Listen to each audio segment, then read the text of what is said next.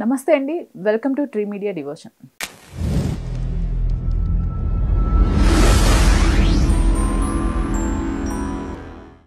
మనతో వైవిఎస్ఎస్ గిరిరావు గారు ఉన్నారు. ప్రముఖ ఆధ్యాత్మికవేత్త, అలానే హస్త సాముద్రిక నిపుణులు. నమస్తే సార్. నమస్తే అమ్మా. సరే, హస్త సాముద్రికంలో మరొక ప్రధానంగా వచ్చిన డౌట్ ఏంటి అంటే, ఇప్పుడు తల్లిదండ్రులు వెరీ డిసిప్లైన్డ్గా ఉంటారు. వాళ్ళు ఏంటంటే మార్నింగ్ టు ఈవినింగ్ ఒక షెడ్యూల్ పెట్టుకొని చాలా ఇదిగా ఇద్దరు కూడా వెల్ ప్లాన్డ్గా ఉంటారు. బట్ బేబీ వచ్చేసరికి వారికి పుట్టిన సంతానం ఎవరైతే ఉన్నారో వాళ్ళు అసలు వీళ్ళు చెప్పింది ఏది వినరు, మొండిగా ఉండటం, వీరు ఏ చెప్తే దానికి ఎగ్జాక్ట్గా ఆపోజిట్ చేస్తూ ఉండటం, విపరీతమైన అల్లరి. సరే, అల్లరైనా ఒక ఏజ్ వచ్చిన తర్వాత పోతుంది అనుకోండి, కానీ మొక్కై వంగందే మానై వంగన అని కూడా చాలా మంది భయపడతారు, కంగారు ఉంటుంది. మరి ఇట్లాంటి పిల్లల భవిష్యత్తు వీళ్ళకి ఎలా ఉంటుంది? వీళ్ళు ఇలానే ఉంటారా, లేకపోతే ఏదైనా మారే ఛాన్స్ ఉంటుందా అనేవి మనం హస్త సాముద్రికం చూసి తెలుసుకోవచ్చు అంటారా? అంటే జనరల్గా ఏంటంటే ప్రధానంగా హస్త సాముద్రికానికి వచ్చేసరికి ఇప్పుడు మీకు ఇక్కడ 2 రేఖలు ఉన్నాయి. మీకు అనుకున్నది ఏంటంటే ఇది హెడ్ లైన్, ఇది హార్ట్ లైన్. హృదయం పైన ఉంది మస్తిష్క రేఖ, మైండ్కి రిలేటెడ్ ఇది వస్తుంది అనమాట. ఈ మస్తిష్క రేఖ యొక్క దానిలో ఉండే ఎక్స్టెన్షన్ కానీ, దూరం కానీ, దగ్గర కానీ, వంపులు కానీ అనేది మానసిక స్థితిని బట్టి మనం వర్ణించడానికి వీలవుతుంది. అంటే మనకి బేసికల్గా అక్కడ ఉన్నటువంటి స్ట్రక్చర్లో ఆయన పూర్వజన్మలు చేసుకున్నట్టు పదార్థంగా ఆయన ఏ రకమైన లైఫ్ డీల్ చేస్తాడంటానికి మానసిక స్థితిని ఈ మస్తిష్క రేఖ డిఫైన్ చేస్తుంది. కొంతమందికి ఏంటంటే ఇది ఇలా స్ట్రైట్గా ఈ చివరి నుంచి చివరికి స్ట్రైట్గా ఉంటుంది. ఈ స్ట్రైట్గా ఉన్న వాళ్ళు ఏంటంటే ఎక్కడ బెండ్ కాకుండా స్ట్రైట్గా ఉన్నవాళ్ళు వీళ్ళు దాదాపుగా ముక్కుసూటిగా వెళ్తారు. తను అనుకున్నదే చేయాలి, తను పట్టిందల్లా బంగారం అన్నట్టుగా కాకుండా పట్టిన కుందేళ్ళకి 3 కాళ్ళు అన్నట్టుగా స్ట్రైట్గా వెళ్తారు వీళ్ళు.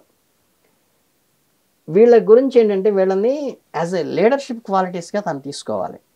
అంటే ఏంటంటే ఒక ఆర్గనైజేషన్ నిలబెట్టడానికి కానీ, ఒక 10 మందిని మోటివేట్ చేయడానికి కానీ, 10 మందిని మన పరిపాలనలో పెట్టుకుని దాన్ని అడ్మినిస్ట్రేషన్ చేయడానికి కానీ టీమ్ లీడర్స్గా వీళ్ళు బాగా ఉపయోగపడతారు.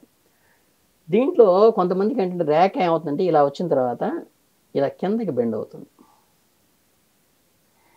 ఇలా బెండ్ అయ్యే వాళ్ళకి ఇదేమో లీడర్షిప్ క్వాలిటీస్కి ఎలా పాజిటివ్గా మనం చెప్పుకున్నామో, ఇలా బెండ్ అయ్యే వాళ్ళకి ఏంటంటే ఫ్లెక్సిబిలిటీ ఉంటుంది. అంటే ఎక్కడ నెగ్గాలో కాదు, ఎక్కడ తగ్గాలో కూడా తెలిసిన వాళ్ళు అనమాట వీళ్ళు. అంటే సందర్భానుసారంగా మనం తగ్గైనా సరే మనం పని గడిపించుకోవాలి అనేటువంటి వ్యక్తిత్వం, గొప్పతనం వీళ్ళల్లో ఉంటుంది. కొంతమందికి ఏంటంటే ఇలా వచ్చిన తర్వాత ఇలా పూర్తిగా కిందకి వెళ్ళిపోతుంది, మరీ కిందకి వెళ్ళిపోతుంది. మరీ కిందకి వెళ్ళిపోతే ఏంటంటే వీళ్ళని మనకి 3 రకాలు ఉంటారు. ఒకళ్ళు ఏంటంటే కొంతమంది ఫేమస్ వ్యక్తులు ఉంటారు. కొంతమంది ఏంటంటే ఆ ఫేమస్ వ్యక్తులు నాకు తెలుసు, వాళ్ళు నాకు పరిచయము, వాళ్ళకి నేను ఫోటోలు తీసుకున్నాను, వాళ్ళకి నా కాంట్రాక్ట్లో ఉంటానని చెప్పుకుని బతుకుంటారు. కొంతమంది ఇవన్నీ కాకుండా చెప్పిన పని చేసుకెళ్ళిపోతూ ఉంటారు, జస్ట్ ఫాలోయర్స్గా ఉంటారు. అంటే ఏంటంటే వాళ్ళు ఏంటంటే ఈ కిందకి వచ్చేస్తుంది. కిందకి రావడం వల్ల ఏంటంటే వీళ్ళతో గొప్పతనం ఏంటంటే ప్రాపర్గా చెప్పిన పని సిన్సియర్గా, హానెస్ట్గా నిలబెట్టేటువంటి వ్యక్తిత్వం అన్న వాళ్ళు దీంట్లో ఉంటారు. మన టీంలో కనుక ఇటువంటి వాళ్ళని వేసుకుంటే వాడు శుభ్రంగా డీవియేట్ కాకుండా, సొంత తెలివితేటలు ఉపయోగించకుండా, సొంత పైత్యం ఉపయోగించకుండా చెప్పింది చెప్పినట్టుగా ఈ టైంకి ఇలా చెయ్యి, ఇది ఈ రకంగా ప్లాన్ చెయ్యి, ఈ రకంగా బ్యాక్గ్రౌండ్ పెట్టు అని మనం ఇన్స్ట్రక్షన్ ఇస్తే ఖచ్చితంగా సిన్సియర్గా ఆ పని చేసుకెళ్ళిపోతారు. ఇంట్లో కానీ, వాకిట్లో కానీ, బయట కానీ, ఫ్యామిలీ లైఫ్లో కానీ, ఆర్గనైజేషన్లో కానీ ఎక్కడైనా సరే నడుచుకుంటూ ఉంటారు. కనుక ఎవరిని ఎలా ఉపయోగించుకోవాలి అని తెలుసుకోవడానికి ఏంటంటే సాముద్రిక లక్షణాలు పెట్టుకుని మనం పేరెంట్స్గా ఉన్నప్పుడు పిల్లల్ని కానీ, అంటే అల్లుళ్ళు, కూతుళ్ళు, మనవాళ్ళు ఉంటారు, వాళ్ళ జాతకాలు కానీ, లేకపోతే ఒక ఆర్గనైజేషన్ హెడ్గా ఉన్నప్పుడు క్యాజువల్గా మాట్లాడుతున్నప్పుడు వాళ్ళకి చూసినప్పుడు ఏంటంటే ఓహో వీళ్ళ లైఫ్ స్టైల్ ఎలా ఉంటుంది, వీళ్ళని టీమ్ లీడర్గా పెట్టాలా, లేకపోతే ఆర్గనైజర్గా పెట్టాలా, ఫాలోవర్గా పెట్టాలా, మనకి వర్క్ డిస్టర్బ్ కాకుండా. ఇప్పుడు వీళ్ళని కనుక ఫాలోవర్గా పెట్టారనుకోండి, మనం ఏదో చెప్తాం ఇలా ఫ్రేమింగ్ చెయ్యి, అలా పెట్టు అని. ఓకే, వాడు అది ఇంప్లిమెంట్ చేయకుండా, టీమ్ లీడర్ చెప్పిందో లేదా మేనేజర్ చెప్పిందో ఇంప్లిమెంట్ చేయకుండా అక్కడికి వెళ్ళిన తర్వాత ఏంటంటే సొంత తెలివి, ఇండివిజువాలిటీ వస్తుంది. దాన్ని డిస్టర్బ్ చేసేవాళ్ళు ఉంటారు. ఈ మార్కెటింగ్ ఫీల్డ్ ఉందనుకోండి, మార్కెటింగ్ ఫీల్డ్లో కానీ, సాఫ్ట్వేర్లో కానీ ఇండివిజువాలిటీకి చెప్పటం ఏంటంటే కొంతమందికి మనం ఏది అసలు సాల్వ్ చేయలేని ప్రాబ్లం వాడికి ఇస్తే వాడు కొట్టేసుకుని వస్తాడు. కొంతమంది రెగ్యులర్ మార్కెటింగ్ కూడా అంటే ఖచ్చితంగా అదే చేయాలి, మనకి ఇంత వస్తుంది, వాడితో మనకి 10 సంవత్సరాల నుంచి డీలింగ్ ఉంది, కాంట్రాక్ట్ ఉంది, వాడు ఖచ్చితంగా చేస్తాడు, వాడి దగ్గర ఇండివిజువల్గా పోకూడదు. చెప్పిన పని మన పాత సీనియర్స్ ఎవరు చెప్పారో దాన్ని ఆటోమేటిక్గా ఫాలో అయ్యి సక్రమంగా ఫ్రూట్ఫుల్గా మనకి ఆ రిజల్ట్ తీసుకొచ్చేవాడు కావాలి. ఇలాంటి వాడిని అక్కడికి పంపించాలి. ఓకే. వీళ్ళు ఏంటంటే తగ్గటం నెగ్గటం రెండు తెలుసు వీళ్ళకి, మిడిల్గా ఉన్న వాళ్ళకి.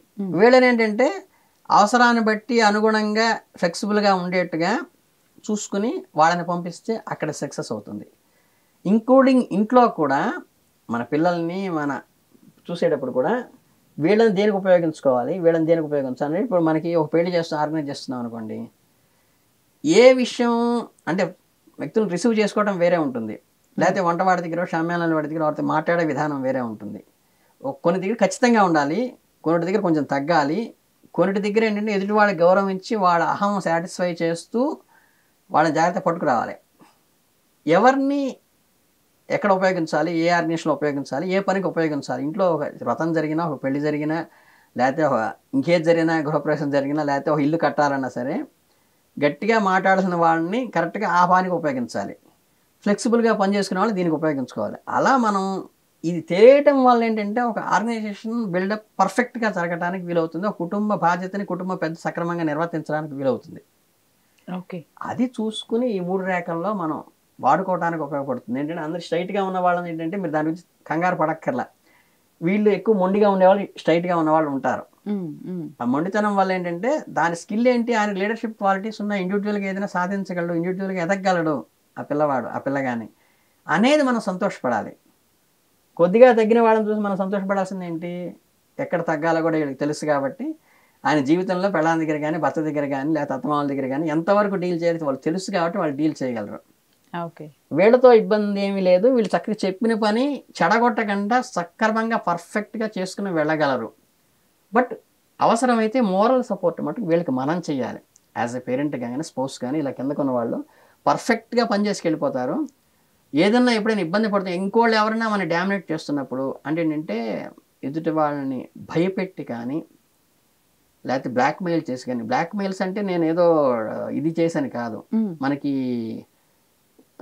దీని ఏమంటారు మానసికంగా ఏంటంటే వాళ్ళని ఎమోషనల్ బ్లాక్మెయిల్, నా కోసం ఇది చేయవా, నా కోసం చెప్పవా, నేను అడిగితే కూడా చేయవా అంటే వీళ్ళు బెండ్ అయిపోతారు.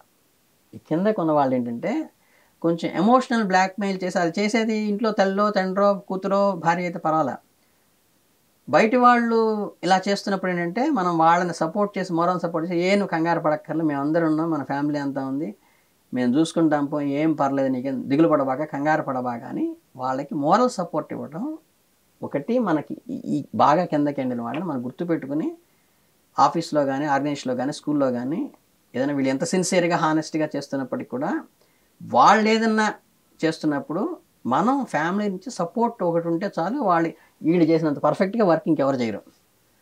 బట్ ఎక్కడైనా డల్ అయినప్పుడు మాత్రం మనం రైట్ నేనున్నాను, నీకేం దిగులేదు, కానీ ముందుకు పోయి నీకు చూసుకుంటానని మోరల్ సపోర్ట్ వీళ్ళకి ఇవ్వటం మన అవసరం. ఇది గమనించుకుంటే అంటే మన ఫ్యామిలీ లైఫ్లో కానీ, ఆర్గనైజేషన్లో కానీ మనకి ఎప్పుడూ కూడా పర్ఫెక్ట్గా నడుస్తుంది. Thank you. చాలా సంతోషం.